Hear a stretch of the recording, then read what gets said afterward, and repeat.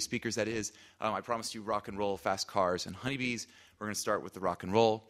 Our next speakers are a married pair of musicians and artists who I invited to speak at TEDx because when I was a student here in the mid to late 90s, I arrived here as a freshman in 1995 when there was still a hunt on to be the next Seattle, to be the next home of Nirvana and Pearl Jam and all of that, the next great music scene that would produce the bands that would then define the second half of the decade.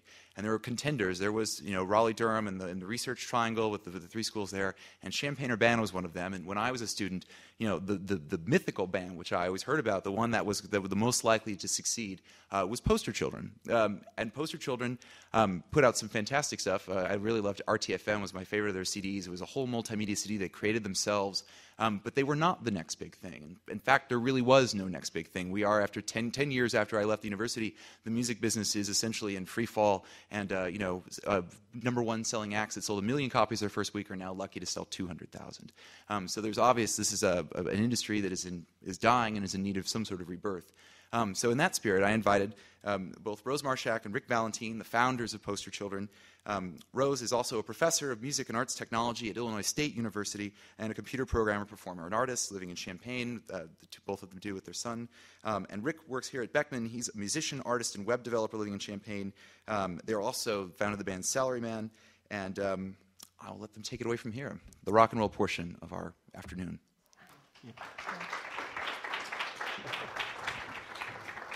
Okay. Are we on? Are we on? Is this on? You're on. Okay. The name of our talk is The Music Business is Killing the Music Business. And that's a reference to this campaign in the late 70s by the British music industry, which is called Home Taping is Killing Music, and it's illegal. So a lot of the problems that have occurred in the music business have been around, that are occurring now, have been around for a long time, even before that, right? Yeah, radio broadcasting was said to kill the 7-inch. So this is a cycle of birth and death and rebirth again. And a matter of fact, your grandfather used to sell something called a fake book, which in the old days, big bands or musicians who couldn't afford sheet music, sheet music cost a lot of money, these guys would go around and sell something called a fake book, which was somebody transcribing, popular songs of the day. Writing out the sheet music themselves and selling it sort of under the radar to fellow musicians who couldn't afford the real legitimate sheet music. So these kind of issues with copyright and ownership have been happening for a very long time. So Rose, why don't you... Well, you're talking about making... we're going to talk about an arc here. And the arc begins where music and musician are together, and then they separate. I'm trying to make a parabola here. And then at the end, they come back together again in this happy rebirth area. So anytime I think of arc, I had to pull in some kind of literary reference here. So we pull in our little parabola, gravity's rainbow thing. And anyway, also screaming comes across the sky. And my fellow poster child here, Rick Valentin, does a lot of screaming on the stage. You can't tell now, but it made me think of you. So this quote ties in everything, right? It has happened before, but there's nothing to compare to it now. That's right. Okay, so 1878, what happened then? The gramophone, the phonograph, was invented by Thomas Edison. Patented. It was invented in 1878. Whether or not he invented it, well, you can argue about that. And at the time, Thomas Edison thought, well, the cylinders that come with my phonograph are going to be, the software is going to be a great way to sell this hardware that I've invented, this hardware that can reproduce the human voice in music. So he's concentrating, I'm going to be selling this hardware. This is awesome. And as what always happens is somebody realizes, the software is, this is, documentation, everything like that. The important thing to him was this box. But very quickly he realized, the software, the music, is actually valuable too, and we can sell that. And that was when things started going a little haywire. In the past, what was a musician? It was a person who maybe traveled from town to town, a professional musician, right? Traveled from town to town, directly interacted like we're interacting now, except disregarding the live video feed. But, a live audience, a musician between an audience, or people gathering in a living room and playing music together, right? It was a very communal kind of thing. And all of a sudden now, there became these things we call them units. when we're on a major label. They're units, they're records, but they're units. And we try to sell these, and it's all about the unit now. And it's not, so there's a musician here, and then there's maybe a tiny stack of units for this musician, and then maybe a bigger stack of units for another musician. And all of a sudden there's this hierarchy. So power moves from the artist to distributor. So you have these physical objects that you have to sell: cylinders, discs, compact discs, tapes, whatever they are. And all of a sudden the artist is not the direct link between the consumer and the musician. Yeah. And the music. And so what happens is this whole system becomes very expensive to promote the music, to distribute it and everything like that. And then what happens is that you need companies and corporations to funnel that content to the user, the audience. Right. So. And that basically grew into what is called major labels, which are the large corporations that everyone's familiar with: Warner Brothers.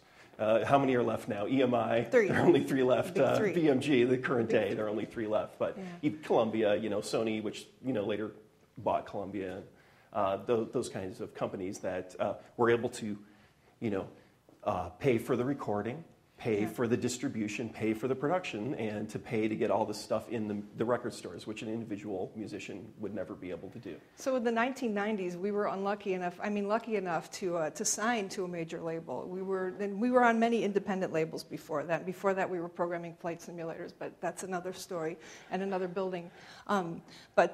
So I think go to the next slide. I'm not sure. Yeah, And being on a major label, it sort of becomes about selling the units. It's all about this thing that Rick and I call the golden nugget, which we all have in our lives. This golden nugget is something you aspire to. You want more. You want more of something. Some band is selling 20,000 records, and you're like, and you want to get that many records sold, or some other band is selling 200,000, and why aren't we selling that much? The famous story is like Michael Jackson, after he made Thriller and he was making the follow-up to that record, he woke up every morning with the number like 47 million, so and so and so, on his bathroom mirror, and that was the number of records he had sold. He had sold the most records of anyone in the world, and yet when he woke up every morning to make the next record, he had that in his mind that he had to beat that number too. So even the person who sold the most records in the world had this horrible golden nugget that they were constantly going for, and obviously probably made him very miserable. So this man, Steve Albini, is this famous artist, critic,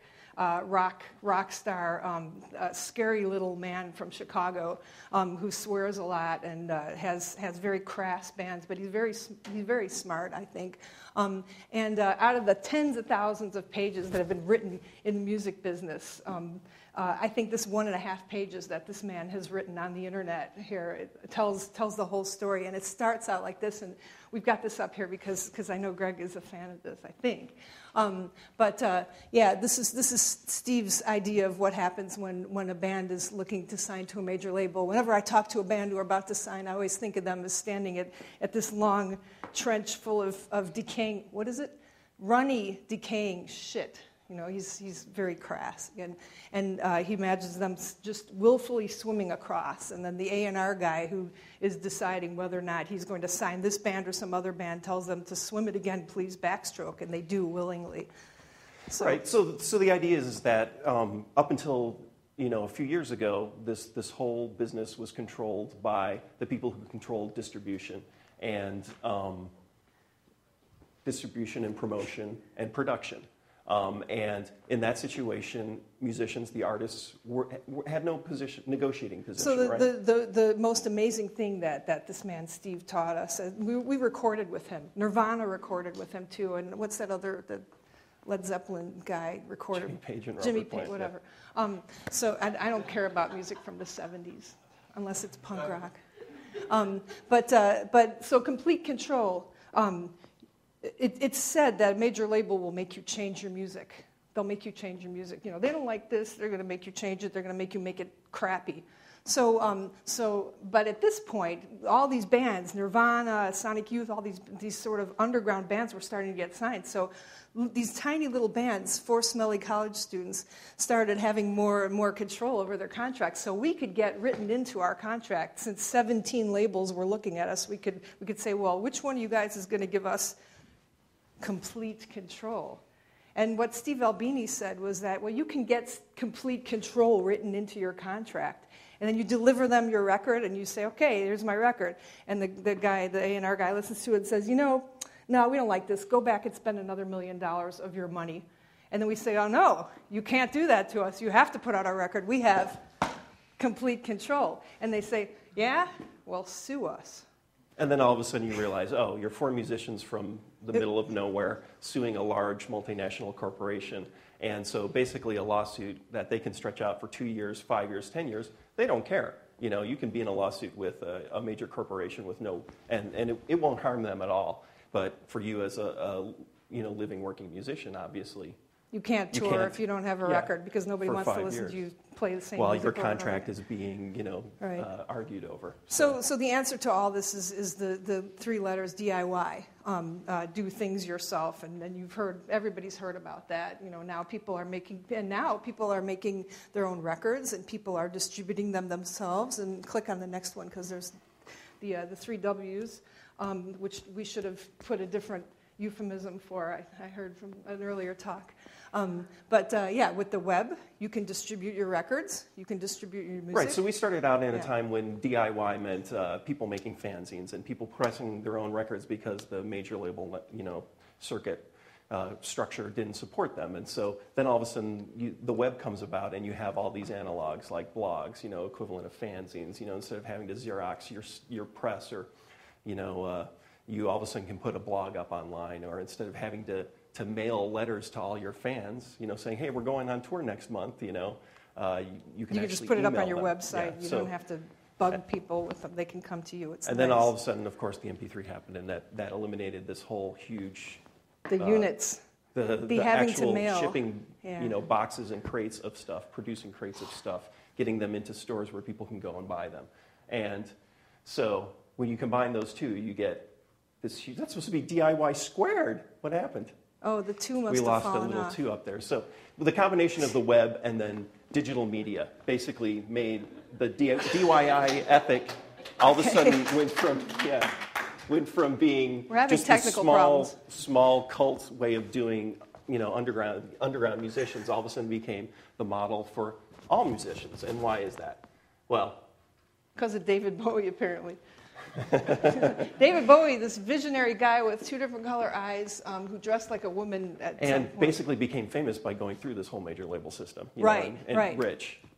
But he's visionary here. In 2002, he says, within the next 10 years, all this copyright stuff, everything, it's all over. And what's going to happen, what's going to be important now is going to be the authentic experience, the touring, the performance, which I think is amazing. But another thing that he said that's really also amazing, he says music itself is going to become like running water or electricity. And these theories that he had was that, you pay for water. You pay how much do we pay for water every month? Too much, but yeah. Okay, but you're going to pay for music as a service. You're going to kind of hear it, and then if you want to hear better music, like the more important good music, I guess that isn't made by millions and millions of people, it's like buying Evian or something. You're going to pay $4 or a little bit more for the extra expensive. Well, you know what? I think premium service. I mean, really, what's happening now is I was just involved in this music project, and they released it digitally and they released it on vinyl because there are people who love records and people who love music and they want to have an object that they can put on a turntable. That's like the sparkly water then. Huh? That would be like the Tynant. So I think that's where the premium content is the actual physical objects that people love, that people who really love the music they want to have. Yeah. So obviously the groups like Radiohead and 9 Inch Nails who started giving away their music for free and then actually selling these premium packages. But the question is that's great, but they, again, just spent their whole lives in this major label system. And then once their contracts were over, they went into this freelance system. So the question is that really what is going to happen with bands? Okay, go Beyonce. We won't talk about them right now, but you can go look them up if you don't know what's going on with them. Beyonce's record label just took all of her videos off of her own YouTube channel. So she's the musician. Her record label said she was violating copyright even though it's her own music. So that's the short thing. So the question is where will superstars come from? I don't know. There's Lady Gaga right now, so there's obviously a way that you can have new superstars, but what's really going to happen is this whole idea of music as running water, right? It's sort of connecting the musician and the audience again, sort of directly. You have that direct pipe between the musicians. So obviously So we're going to talk about a couple of services now, just in the last remaining, we've got 5 minutes? Okay, last remaining 5 minutes here. Pandora is internet radio. You could go to... I believe it turned, 100 million? Or it turned a profit last quarter. So it's actually an online radio service that actually is making money. And the way this works is, the way they get around all the copyright laws is, Pandora is you choose a band you like. Say I like Talking Heads and I want to hear more music like that. And what Pandora does is you create a station based on an artist or a song you like, and then they will start feeding you music. You don't get music you necessarily want. You can't say, I want to hear this song. They just start giving you music that their algorithm thinks you'll like. And that's kind of like radio used to be, where you kind of got what you wanted. And that's different from the copyright that involves, if I want to take an actual song, you've got to pay the musician more money. So that's how they get around that. Then Spotify is actually the opposite. You know more about Spotify. Spotify is a service that's happening in Europe right now. Is anybody familiar with Spotify? Has anyone ever touched Spotify? Spotify, well, basically, it's a very lightweight app that runs on your computer. And you go to the window and you click on what you want to hear, and there it is. It's there for you. And I'm not a video game player, and the last thing I played was SimCity. It's very easy for me to take my hands off of computers unless I'm like on Facebook. But this, I felt like my hands were like glued to the keys. The Clash, I'm going to look them up. Wow, I can hear anything by them? And what's next? And there's a social networking aspect to it too, where you can combine playlists with other people. The business model of this is that you can pick any song you want that's on the service, but you either pay a subscription fee or that's right, it's free. It's supported by advertising. Free. Also, it's free if you get advertising. Okay, go. Okay, go. And then City Sounds FM is a really interesting site that's basically people submit music from their area, and then you go to this main page of their site, and you can go to find out what's going on in Montreal or Indianapolis or New York or Queens or Glasgow. You know, it's all this idea of community now. It's sort of being transferred to the web, and so here we've got this is from yesterday. People from Urbana who have contributed music, and that's actually where you start getting this community idea. You know, go back there. Does this look like a map to you? It's like a geographic map. What if like the map looked like this? Whoa, it's kind of neat. I don't know. San Francisco, very close to Liverpool. Okay, go on. So we talked about the Golden Nugget. Best tour story? Is there time for that? Best tour story. Do we have time for one? 2 minutes. Okay, let's make it 2 minutes. People always want to hear. So we spent 10 years, maybe more than that, touring around the United States and Europe. And people always say, what was the best tour story? You know, there was that one time when the guy was hanging off the lights and he kind of fell on you in Montana somewhere. That was I liked that one, but you didn't like that so much. But the best tour story happened here at the Courier Cafe. It was, I don't know which record we were making, but it was one of them that was on a major label. And our A&R guy listened to it, and you know what, we need to delay it because it's going to be much better if we put it out next year. And that's talk about the death of something. So we're very dejected, and we're sitting in the Courier Cafe, and we're halfway through making this record. And this kid comes up to us and goes, "Are you poster children?" And we're like, "Yeah, so what?" He goes, "Oh, I can't believe I just ran into you. I'm here visiting from New Mexico. I'm here visiting this school. I want to go to grad school here because you guys went here.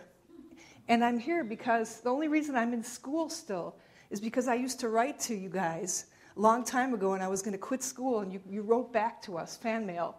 You wrote back, stay in school, please. You need to stay in school. It's the most important thing you could possibly do." So here I am at visiting the University of Illinois because I want to go to school. I'm staying in school. And that's where you realize all this talk about the business and everything like that. And there's this one constant, which is the musicians and the artists and everything like that. It's like we've had this business that rises and falls, but there's all this continuum, which is the communication between artist and audience and the back and forth. And that's always preserved. And there may be these huge industries, and it's happened with any kind of creative industry. You know, it's like some big, huge industry builds up around it and disappears, but there's always that creative communication, and maybe the group of people who are into music or into reading magazines or comic books changes and the size changes, but there's still that core group of people who are very devoted, and you can have that very rewarding interaction, regardless of Yeah. the business side of it. And so That's it. that's it. Oh, yeah, that's right. I was looking for the last page of Gravity's Rainbow, so, the bomb could hit. But I couldn't find it, and I don't know, I must have lent my book to somebody else, so the page before the first page says this. It's kind of worth it.